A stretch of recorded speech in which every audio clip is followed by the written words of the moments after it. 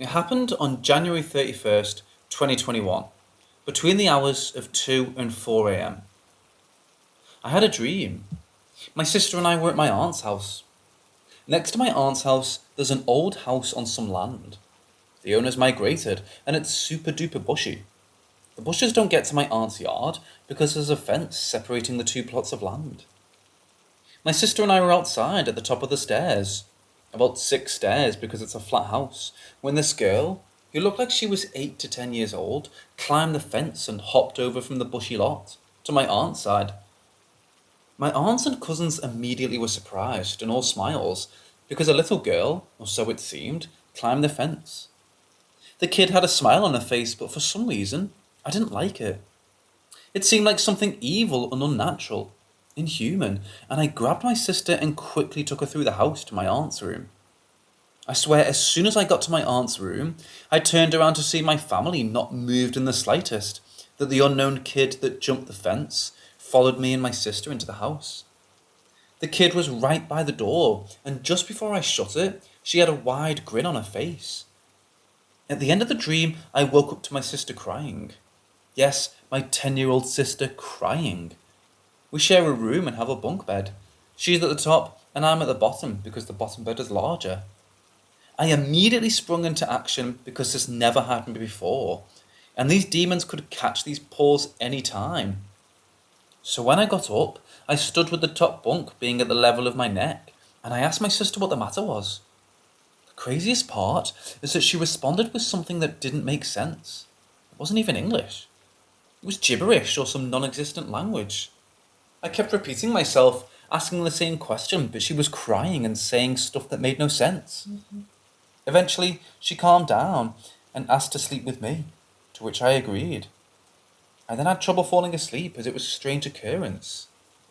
As if shit couldn't get any worse, I heard creaking in the house like someone was walking down the hallway outside my door, and it didn't stop there.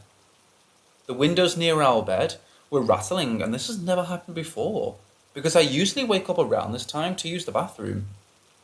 Later, at about 10 am, I asked her about it, and she said she doesn't even remember what the dream was.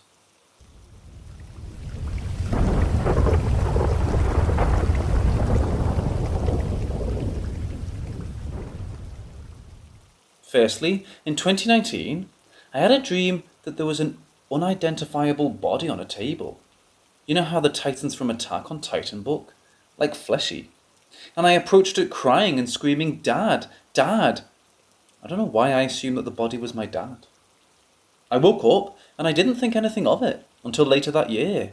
My friend's father was shot and killed in an attempted robbery. I was weirded out. I mean, in the dream, the body was unidentifiable, so I guess I was wrong about it being my dad. I decided to note anything that struck me as strange in my dreams. Fast forward to 2021. One night in late January, early February, I had a dream. I walked to a grassy part of a yard, and I looked at a spot and I said, "She's here. She's buried here." Or something along the lines of me knowing for sure a girl was buried there. I was calm in pointing it out in the dream. I woke up and immediately noted it in the Notepad app on my phone. In the untouched note from February 1st, I typed, "Someone's close friend, female, is going to die." Status, someone who is cared about, a sister, age somewhere between about 18 and 25. I purposefully left out the part of the dream that had "she's buried right there," because I didn't actually think it would be relevant. How do I word this? I just thought to myself that the being buried part wouldn't happen, but still strongly felt that someone was definitely going to die. That was that. I made the note, thought about it, and then forgot about it. Zoom ahead to April, May. There were people going missing, mostly women. Some of these women, aged 14 to 24, were found alive and well, but the media didn't, and does not update on that fact, which makes you assume the people are still missing when they're not. So due to this, I assumed they were found, but the media isn't doing their job. Then, one of the girls who was still actually missing was found, and guess where? Dead in a 4 feet deep grave, concealed by grass.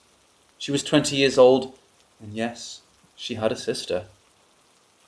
Honestly, when I saw this online, I was shocked about the whole situation because it turns out it was her own boyfriend who killed her and buried her there. He was a cheater and she was planning on leaving him. Crazy enough, he was the one who filed the missing persons report, led search parties around the area, and was pleading on the news for people to look for her. The police also got some misleading phone calls about persons seeing her, alive and with someone else, in different places. Today, I was typing an essay in my Notepad app, which is what I usually do ever since Microsoft Office failed me by suddenly losing all my documents. When I scrolled down and saw the note from February and remembered the dream and everything, I dropped my phone. I don't know what to do.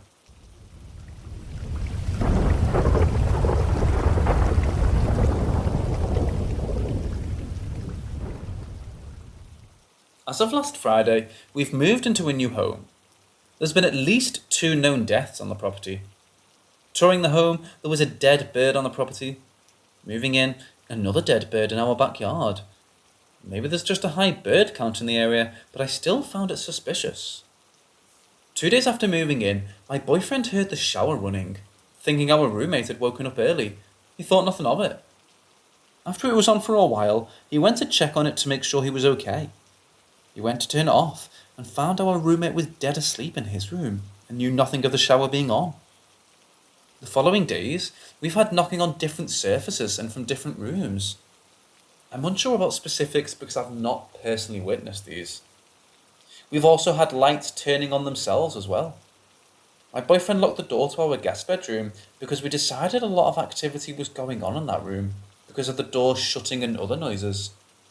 Another roommate has seen the door shaking a bit, unsure if it was a spirit, the air conditioner, or a squatter.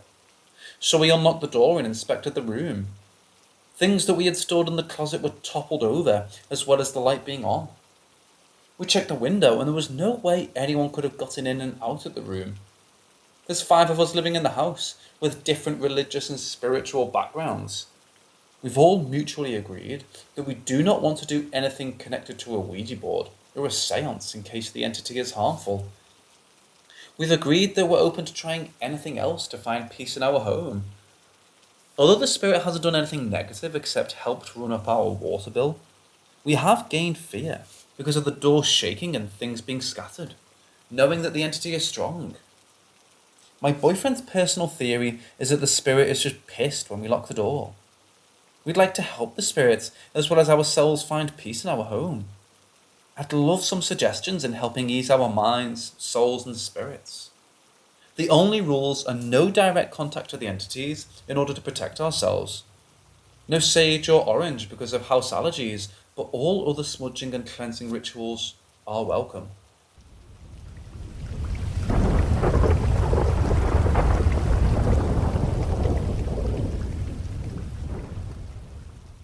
So one day, I wasn't feeling well at work, and they told me I could leave. I was getting a migraine. On my way home, I turned my high beams on. The back road I was on had no streetlights, and it was around midnight. My headlights lit up all the trees and roads. I could see perfect colours with my lights. Out of nowhere, this figure walks out on the side of the road. Solid black. Not transparent and no details, just literally black. Around 6 foot tall. He had what I can only describe as flashlights, and he just stared at me. I couldn't see any other details even with high beams on, just his eyes. No nose, mouth, ears, not even an outfit. He was a solid black silhouette. And then he just turned and ran into the forest at an unnatural speed. I thought I was seeing things. I went home to my fiancée shaking. I was too scared to get out of the car. He tried calming me down and making me feel better. He said maybe I was just tired and seeing things. Maybe it was nighttime hypnosis. A few days later, we had friends over. We're sitting there scrolling through apps, looking for a good movie to watch, and I look at my fiancée and friend as they both turn and look out our back door window. They both jumped up screaming. My friend ran to me with tears streaming down her cheeks, and I was confused. My fiancé ran to the room and grabbed a gun and ran out the back door. A few moments later, he came back shaking. I asked him what was wrong. I was severely confused at this point because we have a 6 foot tall wooden fence, and I was trying to tell them animals can't get in our backyard without making a lot of noise if they tried. They both at the same time just said flashlight eyes. I thought they were pranking me. My friend wouldn't sleep in any of our guest rooms because of being near windows, and we all ended up sleeping in the living room together. I haven't seen flashlight eyes since. What could he possibly be? I've looked up ghosts, cryptids, and demons. Everything. It looks just like the rake, but the rake is white from what I've found. This was just like the rake, but solid black with no details to anything on his body. Like looking at a child's drawing if they filled in a character with a black sharpie, and then shining eyes. Someone please help me figure this out and if it's dangerous. I didn't believe in anything paranormal until this incident. My first sighting was 3 miles from my house.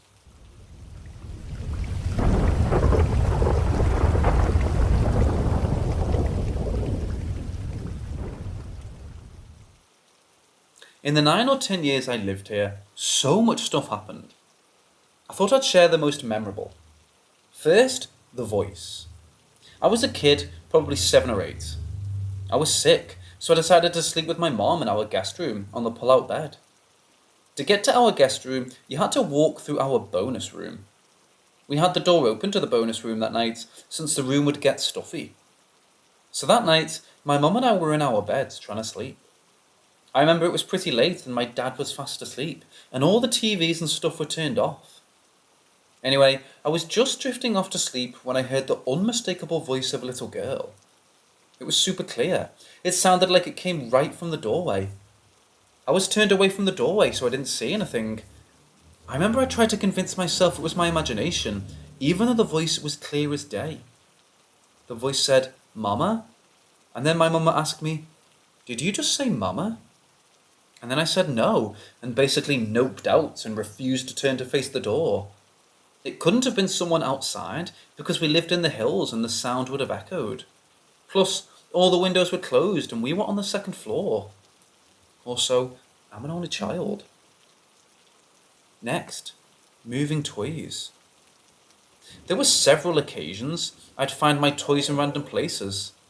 Like I'd come home and a stuffed animal that was at the bottom of a box would be neatly set down in the middle of my room, on the floor. This time, I'm talking specifically about what happened when I was about 6. There was a night, like many others, where I couldn't sleep.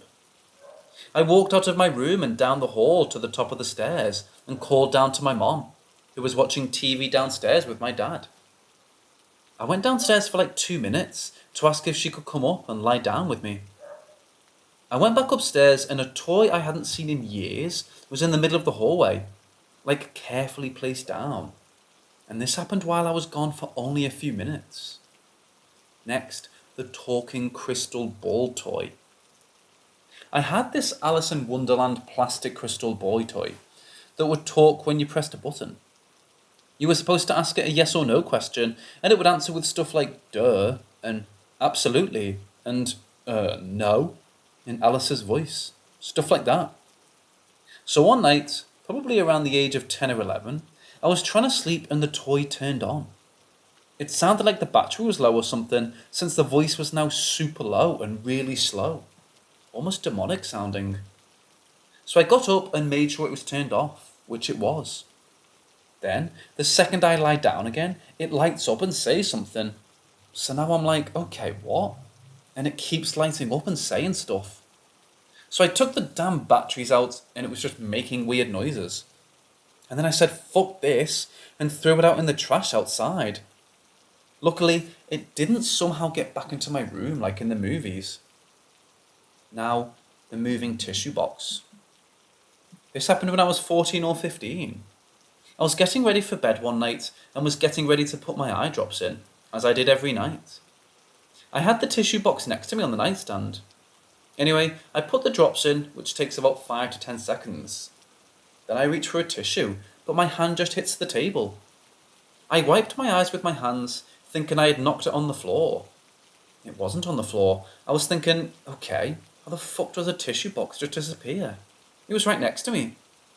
And then I scanned my bedroom, and it's on the other side of my bedroom, on top of my dresser.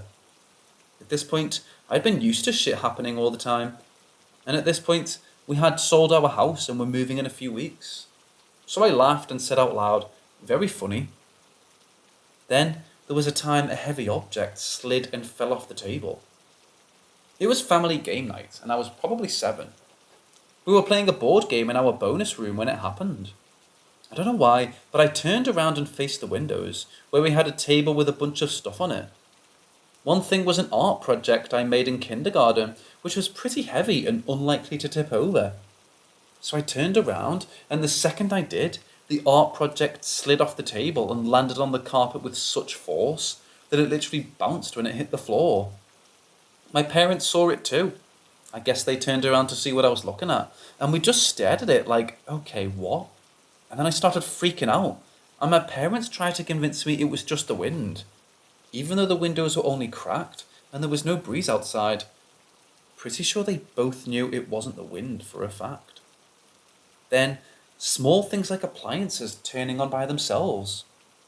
There were a few times that our ceiling fans would turn on by themselves to the highest speed, or our lights would turn off and on. Also, there were so many times that I was home alone and would hear footsteps upstairs, and a couple times I even felt someone touch my back. When we finally sold that house, there was a day my friend was over. Her mom is a medium or something, and she said that she always sensed the spirit of a young girl, 4 or 5 years old, but didn't tell us because she didn't want to freak us out. Honestly, it makes sense. With the toys and voice, seemed like she was just trying to play with us. Poor girl, I wonder what happened. Anyway, those are the most memorable experiences in that house I had.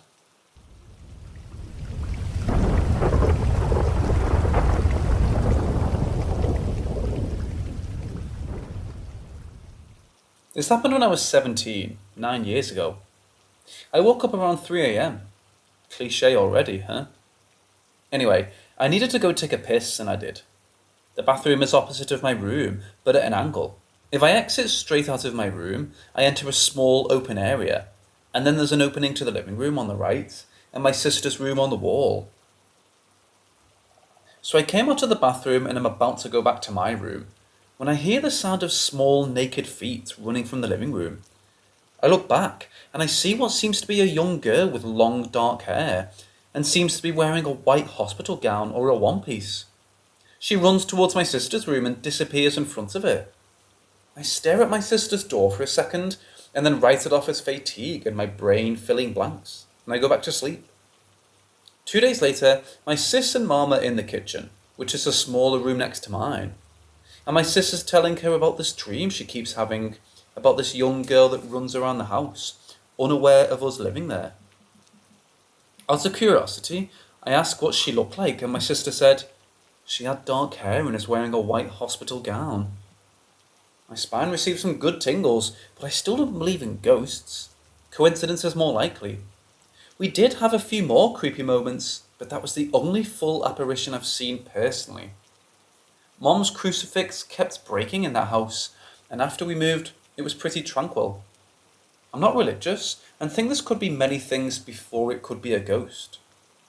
I did tell my sis about what I saw, and she really freaked out, but I don't know if she fully believed it, and probably thought I was fucking with her.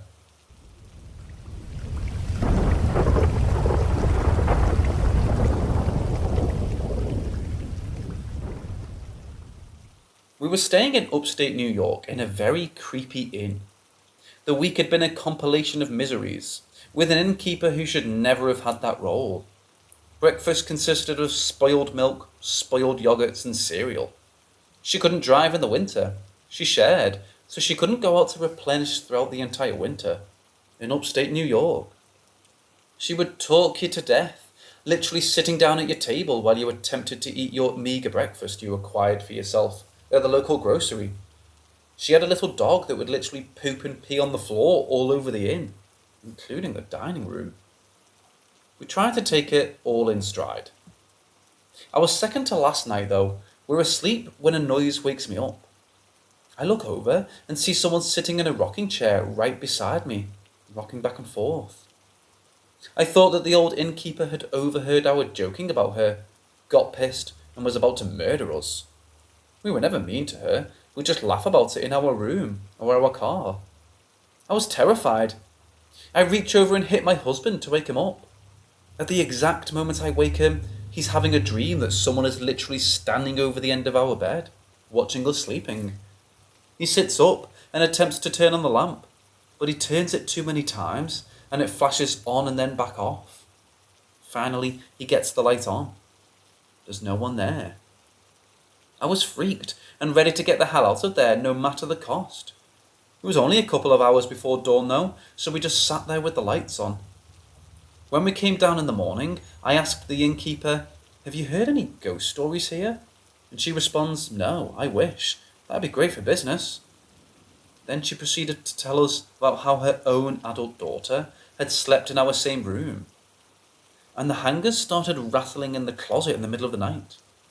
Her adult son saw someone walk down the hall and turn into that room while the inn was empty.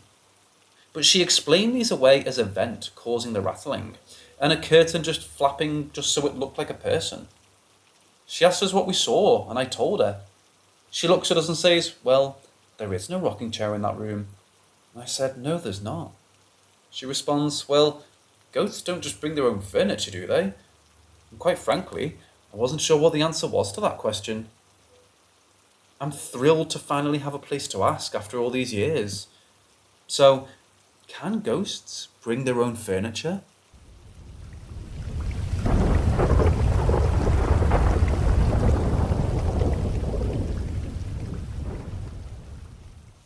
When I was about 7 or 8 years old, my best friend and I would go out and explore the woods behind his house almost regularly, until one day in the fall. We were on a trail. All the leaves had fallen off the trees and were scattered all over the ground.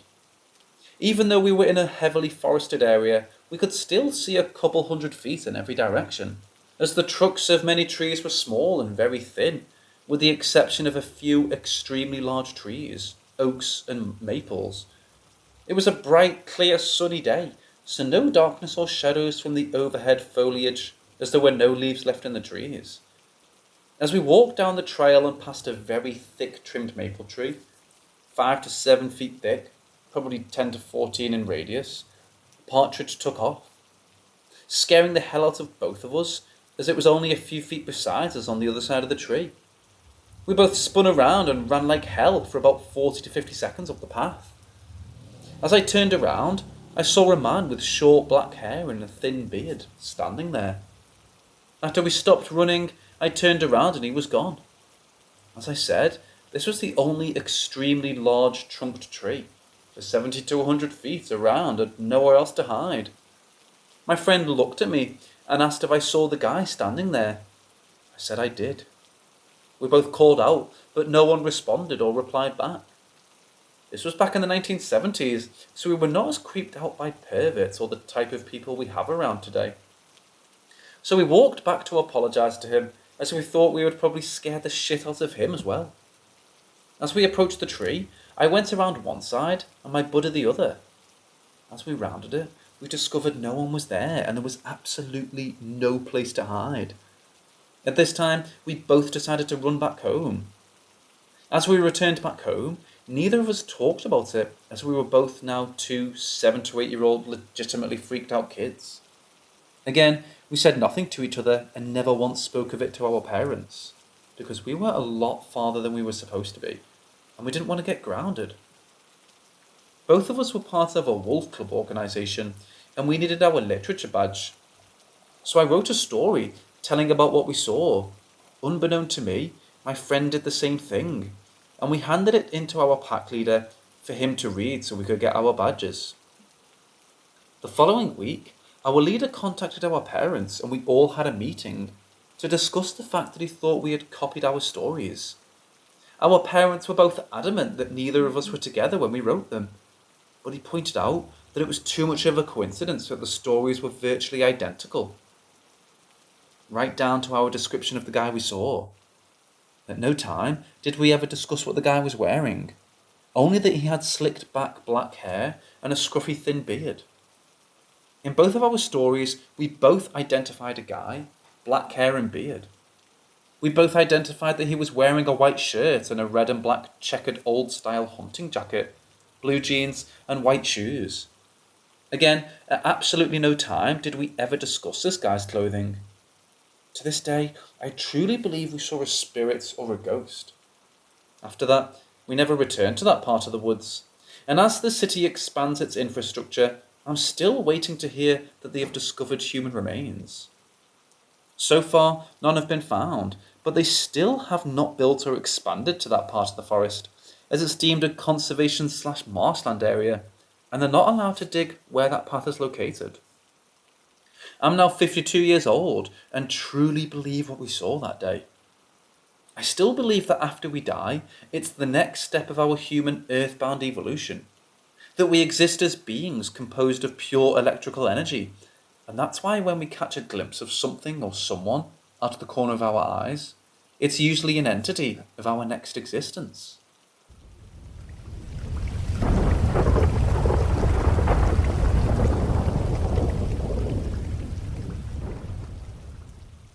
I've never met her. She died long before I ever met my ex. Said ex and I were friends for a few years before dating. She'd tell me about her mom in bits and pieces, and after a year or so, I began to go paranoid while stoned that her mom was hanging out with me. I think her spirit derives power from a tattoo said ex has, an arm sleeve of a famous children's game that's name is her name. I hadn't put that part together for a while because I didn't know the mom's name. It was mentioned in passing while smoking together, and then my ex mentioned that one of her friends felt haunted by her mom, before I ever voiced my paranoia. We dated, and it was a futile attempt for long-term love. Shortly after we broke up, her life started to fall apart, but I had told her to leave me alone. Not because she's a bad person so much, as I couldn't control my feelings for her. And she left town to move in with one of her other exes. As far as I know, she's very happy now, but I still catch hints of her mom's presence, and I don't smoke weed anymore. I suppose the spirit could be somebody else, but the most telling example was my Roku malfunctioning one night. For a while, my ex and I still shared streaming devices, but with separate profiles on the same accounts. I'm such a sentimental person, I refused to watch any of the new seasons of shows she and I watched together. When I saw the new season of our favourite cartoon was out, I watched the trailer that exited from playing it. Sometime later that week, after a night I specifically remember not having drank at all, I turned the TV on to it being mid-episode of said cartoon. I went to the main menu and saw it had been playing all night. And this was Netflix, where I had never disabled the "Are you still watching" function. The other night, I noticed my MP3 player randomly started playing in my bag on shuffle. I had been drinking this night, so I suppose it's possible I nudged it without noticing. But from its spot on the floor to the left of my couch, and me on the couch, that feels unlikely. I wish I'd written down what songs played, because I really don't remember now, other than the opening song being an Eminem track. Another weird moment? I've been working on a novel for almost a year now, about all of my most intensely dysfunctional relationships. I fell into a depressive episode one weekend and started to doubt if it was any good. So I rewatched one of my old favourite shows about a writer, Californication, to help rebuild my confidence. After finishing my rewatch a couple weeks later and mostly feeling better, I was reading a Screen Rant article that recommended similar shows to Cali. One was Secret Diary of a Call Girl. I looked through all of my streaming accounts and found it was only available on Prime. I discontinued my renewal notice for Prime as I'm planning on a big move soon and I'm saving money, and only had it for another day. So unable to sleep, I watched what I could. I should mention that my ex's mom was a prostitute. When I finally fell asleep and woke up the next morning, I realised it was my ex's birthday. So I watched the show as much as I could and resisted texting my former partner. Just after midnight, I'd reached the end of season 2, and the title character says to the camera, "You may not get the ending you want, but it's important to write your story." And then the next day, I couldn't continue watching it because my subscription expired. While the breakup was one of the harder experiences of my life, it was also one of the best, because I became something much closer to a man in response to it. If her mom still is with me, it's hard for me to understand why. The last girl I dated claimed to have experience with identifying spirits. She said she felt no people in my apartment, but once felt the ghost of a little dog. My guess was my parents' former puppy they named after my middle name.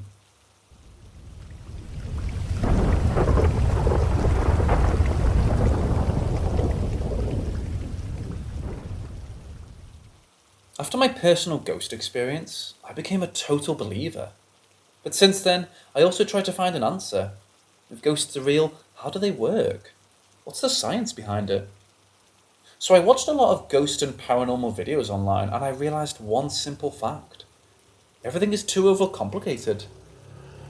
There were a lot of videos that tried to explain all kinds of different paranormal activities through hallucination and all the other explanations we already heard so much about. Other videos tried to explain the existence of single beings or one category of ghosts. Like, for example, these ghosts wrapped in sheets originate from the Philippines because blah blah blah.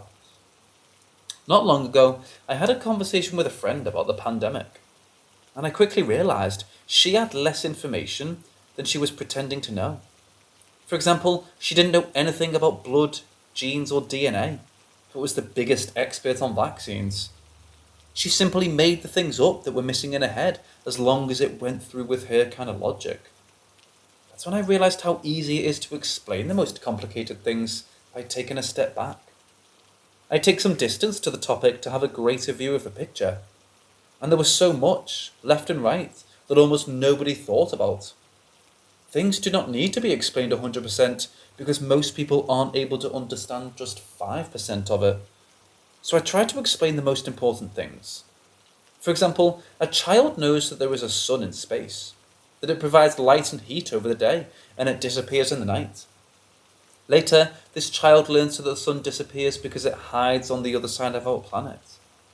That's all that is needed to know about this topic, as long as nobody wants to become an astronomer.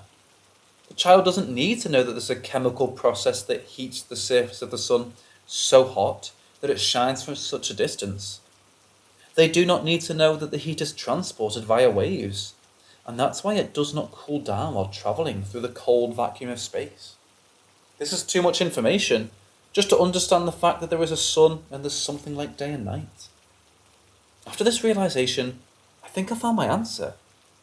I'm currently working on a video that should explain everything important in a nutshell. It could take some time until it's finished. I have to do everything on my phone because my laptop sucks. I need to do this early statement because I'm also very curious about everybody else's thoughts on it. So everybody, believer or unbeliever, what are your thoughts on that topic? Are ghosts real or not? Why? How to explain a hallucination of someone that could be also recorded on camera? Feel free to express all of your thoughts about it. I can't wait to read it.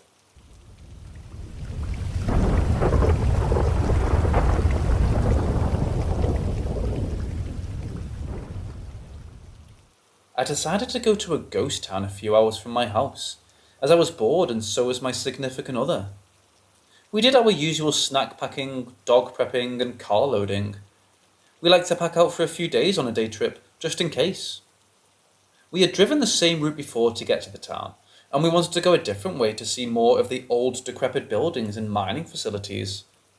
Our trip was completely normal until we hit Phillipsburg, Montana. Phillipsburg is a small tourist town on the outskirts of Granite Ghost Town, a cool town too.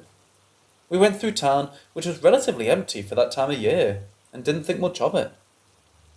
As we went through town to get to the unpaved primitive road, we noticed things looked a bit different, and didn't think much of it either.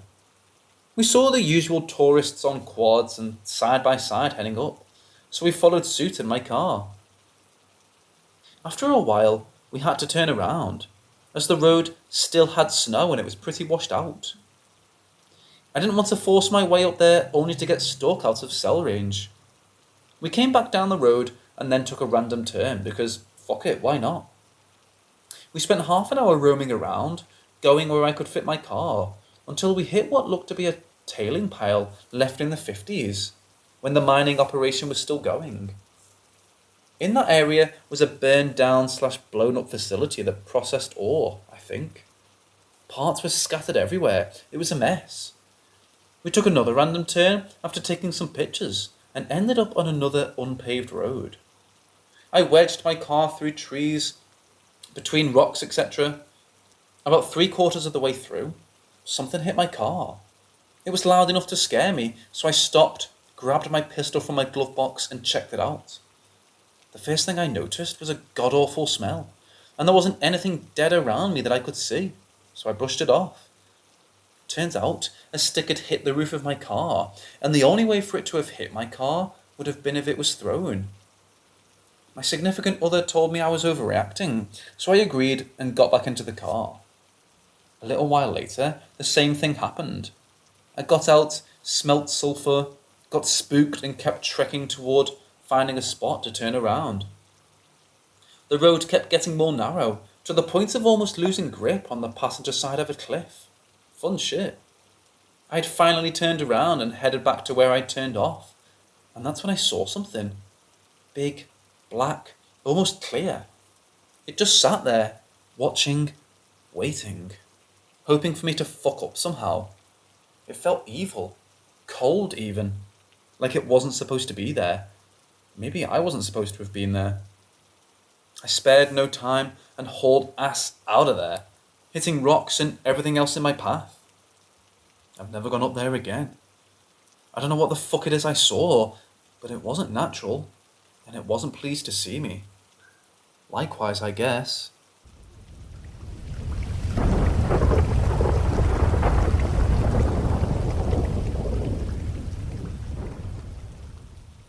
This happened a little over a year ago. I was living with my best friend and his then girlfriend.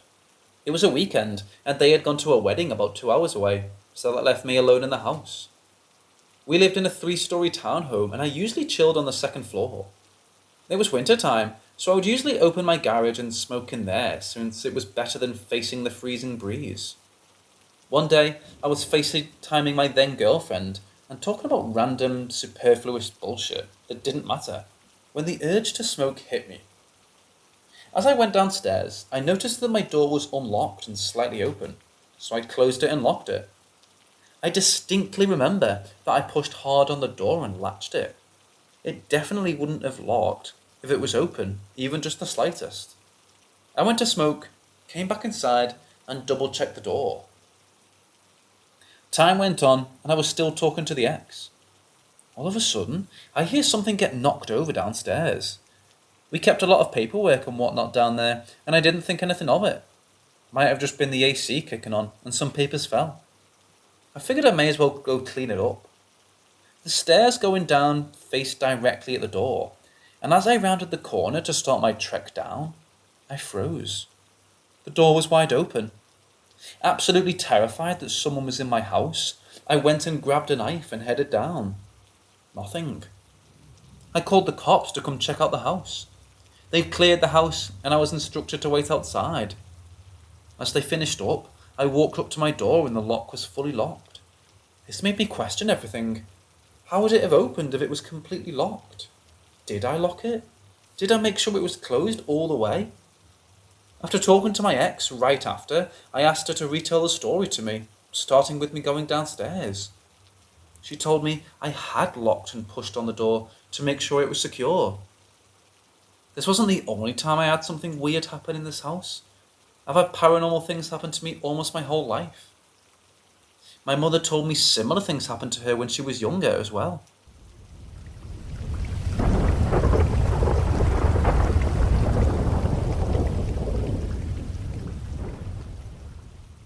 Back in the 80s, my mum was in college.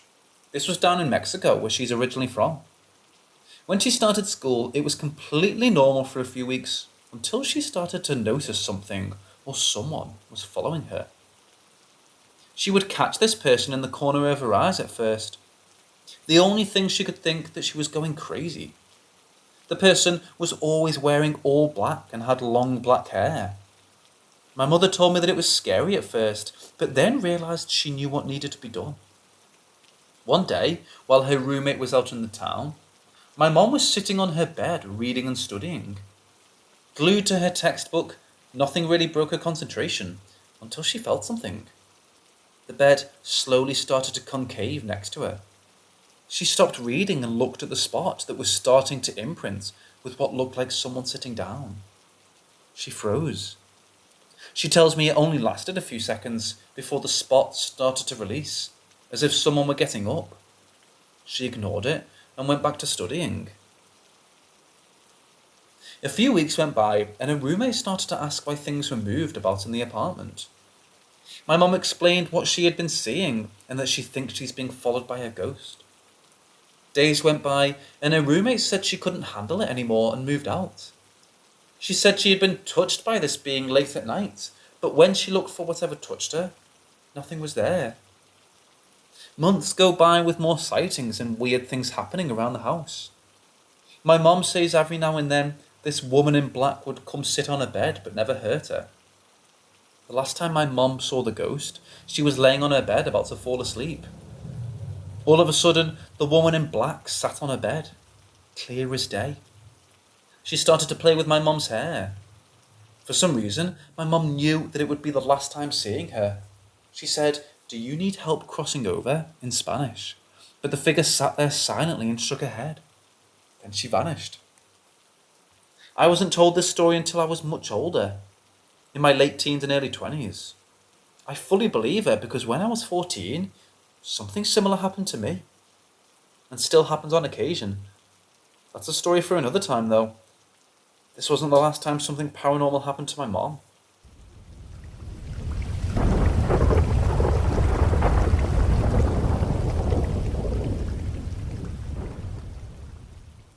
In 1998, my whole family joined karate, taekwondo to be exact. We all went through the ranks pretty fast. By the time I was 10 or 11, I was almost a black belt. I would have made it, but unfortunately we had to move away from our city. Anyways, we had just got back from Ireland on a karate tournament trip. It was our first day back in Arizona, and we were exhausted. My aunt, who flew up from Mexico, had accompanied us on our journey to Ireland and stayed a few extra days after. I didn't know this story until years after it happened.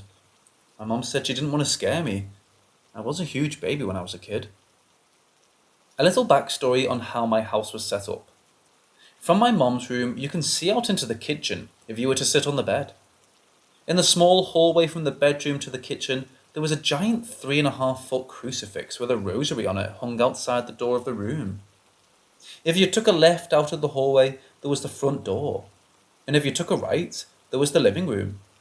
Straight forward was the kitchen, and another hallway followed the backside of the kitchen. In that hallway was my room and my brother's room. I hope that was descriptive enough. I tried to find a blueprint or layout, but was successful. Anyways, onto the story. According to how my mom tells the story, this is how it went. My mom and aunt were laying in her bed, looking at the photos of the trip. They were talking and remembering the good times in Ireland we just had. All of a sudden, out of the corner of her eye, she sees it. A child with big blue eyes, dark hair, and wearing overalls. He moved from right to left and stared right at the ladies on the bed. My mom asked my aunt, "Did you see that?" And she replied with, "Yes, one of the boys is out of bed." My mom yells out and says, "I told you to go to bed." At this point, my mom gets up with my aunt and comes to check on me. I'm dead asleep, not even wearing the same kind of clothes. They shake it off and go to my brother's room, dead asleep. At this point, my mom starts to wonder what she saw. She asks my aunt what she had seen. A boy with overalls, blue eyes and dark hair. That's when they both realised neither of us have blue eyes or even overalls in our wardrobe.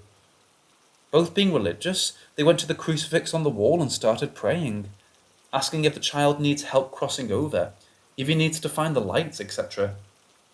At one point, my aunt touches my mom and says, "I can't feel my legs." She's stuck to the floor and begging to be let go. The rosary on the crucifix starts to swing back and forth. They're both freaking out, and then for no reason, everything stops. My aunt is unstuck and the rosary stops swinging. They went back into the room and started praying even harder.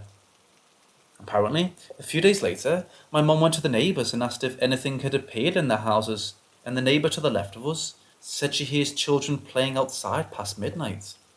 But when she looks, nobody's there. The neighbour across the street said she hears them in her backyard, and when she looks, there's also no one there. This is how my mum described it to me years later, so I'm not sure of the accuracy of the story, but I wouldn't doubt this is how it happened, considering the story she told me in my last was almost the same as my situation I have going now.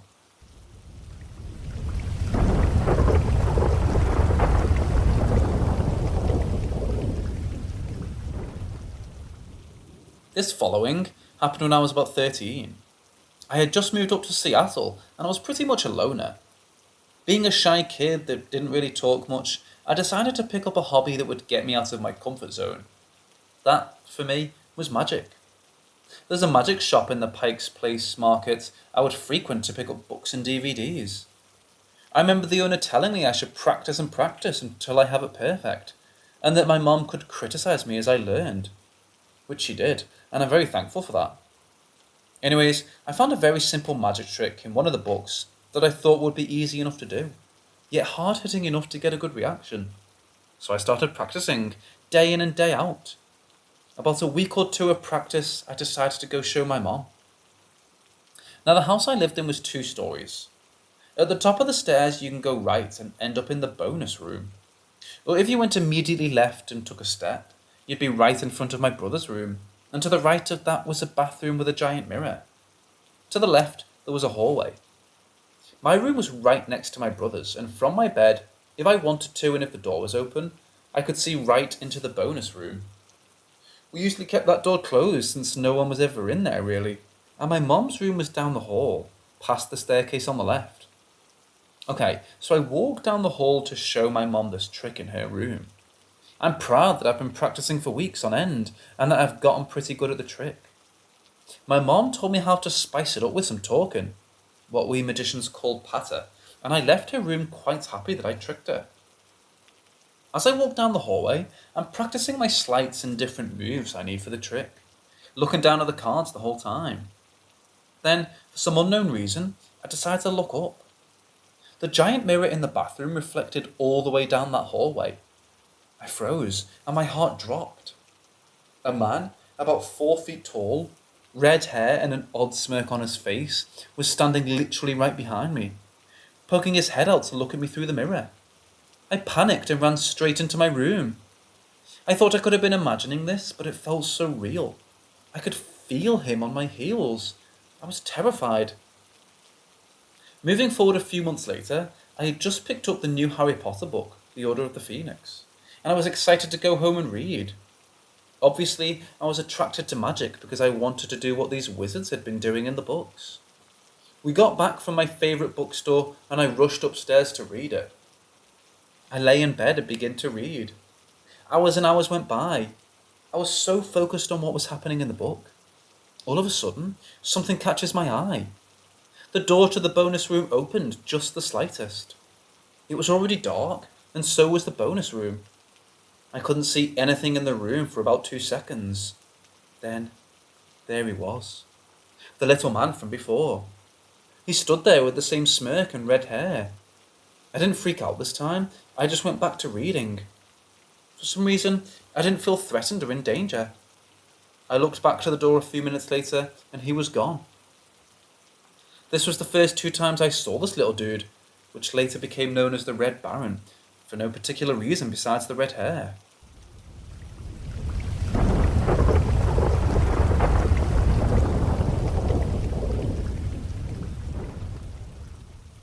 Not long before this, maybe a month before, I had gotten a cute little puppy. She's my everything and I love her to death. When I got her, I was going through a list of names she might respond to, since I didn't like the name the previous owner had for her, Dakota. This was at the beginning of the pandemic, and I jokingly said it would be funny if I named her Corona. And wouldn't you know it, she responded, so it stuck. I was in the process of kennel training her, and I had left her in the kennel, which was on the 1st floor, while I went to watch some TV upstairs. I laid down on the couch and started to watch whatever I was watching. About 20 minutes go by and I start hearing Corona whine. I had never heard her whine like this unless someone was about to let her out of a kennel. So I listened. I turned the TV down so I could hear what was going on. I thought maybe my roommate had passed me and went down to let her out. Bedrooms were all on the third floor. I hear one of her toys get tossed across the room. He's definitely got to be down there, I think to myself. But if he was down there, why is he just teasing her? I figured, might as well go down and let her out if she isn't going to. As soon as I stood up, I heard it. A bone-chilling giggle of a little girl. I stopped and listened more. Corona is still whining. I can hear someone doing that click thing you do when you want a pet's attention. I rushed downstairs and I rounded the corner to see Corona wagging her tail and looking into my office space like she had just been playing with someone in that room. I sprint into my office to see this person, but no one was there. The only thing that was clearly moved was her chew toy. Fast forward a month or two, I had told my roommate about what had happened, and he said he felt something watching him as he slept, and heard laughter outside my door late at night. I wasn't too concerned. I took measures to make sure my room was cleansed and protected from anything evil or mean-spirited. Around this time, it's springtime, and we switched from smoking in the garage to smoking on the balcony, which is on the second floor. The glass door was covered by white curtains, but you could still see through them slightly. They had a part in the middle of it, and the AC would make them flutter, pushing them to the side so you can see into the dining room and kitchen area. Well, I'm on my way out for a smoke, and I open the door. As soon as I close the door, I hear the AC kicking in. I turn back and close the door. Nothing strange has happened yet. As soon as I lit my cig and looked at the door again, the curtain fluttered and I could see a little girl standing there. The curtains came back down and she was gone. This is when I knew there was something in the house. About 6 months later, I had a friend move in. He never really believed in ghosts or the paranormal, but I think this changed his mind. We set him up on the second floor because we didn't have another bedroom. One day, about a week after we moved in, he came to me flustered. I asked him what was wrong and he said he saw something the night before. I asked him what and he said, I saw a little girl playing in the kitchen, right next to the balcony window. I told him what had happened previously with the curtains. He freaked out. That was the last time we saw anything in that house again though, because we'd moved about 3 weeks later.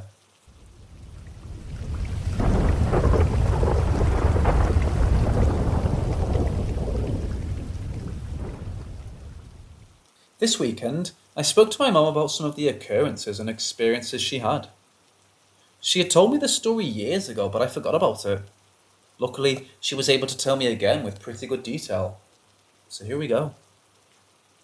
After the incident with the little boy in my house, my mum went to our neighbour across the street. My mum talked with the wife and the husband listened in. The wife was shocked and was in total disbelief. She said that strange things happened around the neighbourhood and that it was weird, but the husband wasn't having it. He was a non-believer. He told them to get over it and that it was a bunch of BS. He never had an experience happen before, and he didn't believe because it just sounded dumb. The wife told him to be careful what he says, because it can come back and bite him in the butt. A little while later, my mum was over and they decided to watch some TV. They had a crazy big TV back in the early 2000s. I'm not sure how big it was, but I just remember it being massive. Well, there they were sat. My mum on the end of the couch and the wife on the other end. The husband had his own recliner that he liked to sit on that was to the left of the couch. They start to watch TV. Soon after, my mum says there's a short black apparition that appears to the left of the TV. It walks a few feet and ends up right in front of it and turns around. It stares the husband in the face and then it just disappears without a trace. The husband jumped from his chair and said, "Did anyone else see that?" My mum and the wife startled, but started to laugh because of what his wife had told him not too long ago. He freaked out and it was hilarious. My mum said it was truly frightening, but the reaction of the husband had her rolling in laughter. "We told you not to say anything bad." He said it looked right at him and he could feel it upset him. After that, he never talked bad about the dead. From what my mum said, That whole community was built on Indian land and it could have been a burial ground. The crazy part is, that little boy that showed up in my house only did so when we were having our pool built. Not once did we have problems before that. She said we might have disturbed the graves or that something was there and we just didn't know. Creepy stuff if you ask me. Anyways, that's about all the story I have from my mom.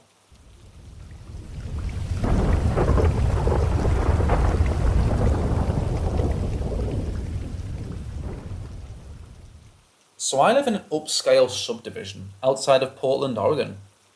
5 years ago, a bunch of us were on the back deck of my house drinking wine by the fire.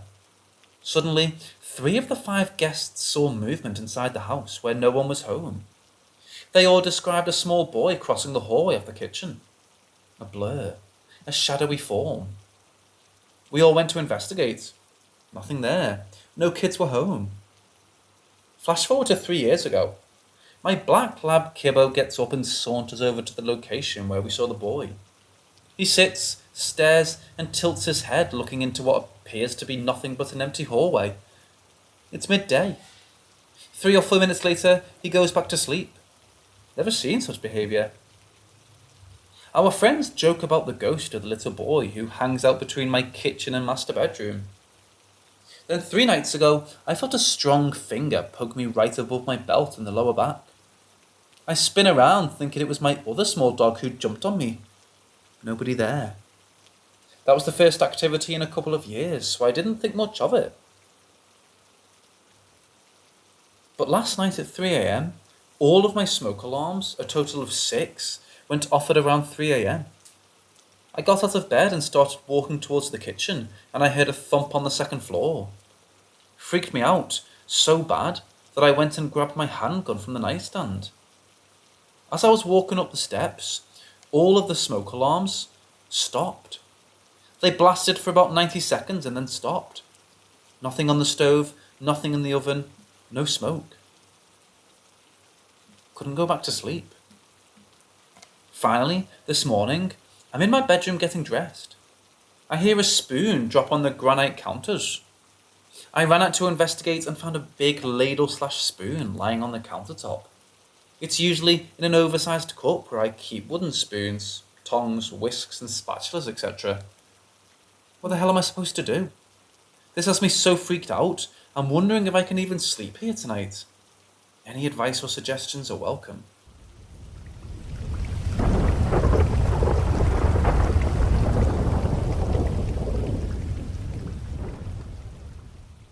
I have experienced what I have dubbed mimickers. I have, and other people in this house, both those that live here and those that have visited, have experienced this here. Though this is not the first location I've experienced this sort of thing, nor was I the only one to experience mimicker activity at another place I lived at. Before going into examples, I'd like to say that my husband, daughter and I have lived in the house for about 16 years. It was built in 1915, and while the previous owner did die, he didn't die in the house. He passed from old age. As far as I know, nothing nefarious has ever happened on this property or in the house itself. I also do not believe our house is haunted in the sense of a presence that also occupies the space with us. Though we do get a lot of random activity throughout the year. Usually sometime in early spring for about a month, and then sometime in fall for about a month. And no, there's no set time or schedule for the shenanigans, which includes the mimicking. So here are some examples of mimicking behaviour. Some instances have been when I was just home, and other instances have occurred while someone else was here with me. In the same room, mind you, and that person may have been a family member or a friend visiting. When my daughter was in school, she no longer is, footsteps could be heard pacing around as if she was dancing from her room.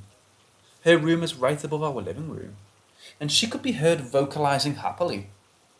She is non-verbal autistic and sometimes would just have some random happy dance party time in her room. This has happened with just me home and with others in the home. I and a friend of mine were in the kitchen one time, which is at the back of the house, when we both heard the front door open. Heavy boot steps enter. There is tile in front of the front door area, and another friend announced herself loudly. My friend in the kitchen and I looked at each other surprised, because even though I used to have an open door policy, I rarely locked the doors back then, and if I knew someone was coming over, I didn't bother with the locks. I wasn't expecting company. Also, this particular visiting friend, we could hear her footsteps walking towards the kitchen, though they never made it very past the tile in front of the front doorway, was not known for arriving unannounced. We both went to go greet her and, well, you've probably guessed that she wasn't there. And the doors were locked. Again, I did lock up the doors, just not often at that point in time. This example comes from a house I lived in as a teenager. It was a 2-level house that was split into 2 units. We lived in the upstairs unit. One day, I was home alone. I was 18 at the time, so many moons ago, and I heard the front door open. I was near the kitchen, which is opposite to the staircase that leads down to the front door. I then heard my brother, aged 15, enter and announce himself loudly. I heard him loudly tromp up the stairs, as was his way, and decided to greet him by telling him to knock it off. As you can guess, no brother. No one in the house saved me, and the door was locked because my mother had it drilled into us to always have it locked. Now, the odd thing about this example is that about half an hour or so later, he did come home, and everything I just described happened in the exact form. So I don't know if this is mimicker activity or some sort of clairvoyance, which is not a strong skill I have. And yes, I believe in psychic phenomena and such, though that is a whole other topic, one that I'll not spend time defending against those that do not believe in such things, as everyone has their own opinion and experiences, and I respect that. So, has anyone else dealt with these sorts of things? These incidents can be a one-timer deal, like the mimicking brother, though the mimicker in that house also mimicked other family members who were not home or were not awake. They can also be reoccurring and even consecutive occurrences, such as the example with my daughter in our current house. We had one streak where we could hear her dancing away and vocalizing happily for a few days straight, though not at the same time each incident.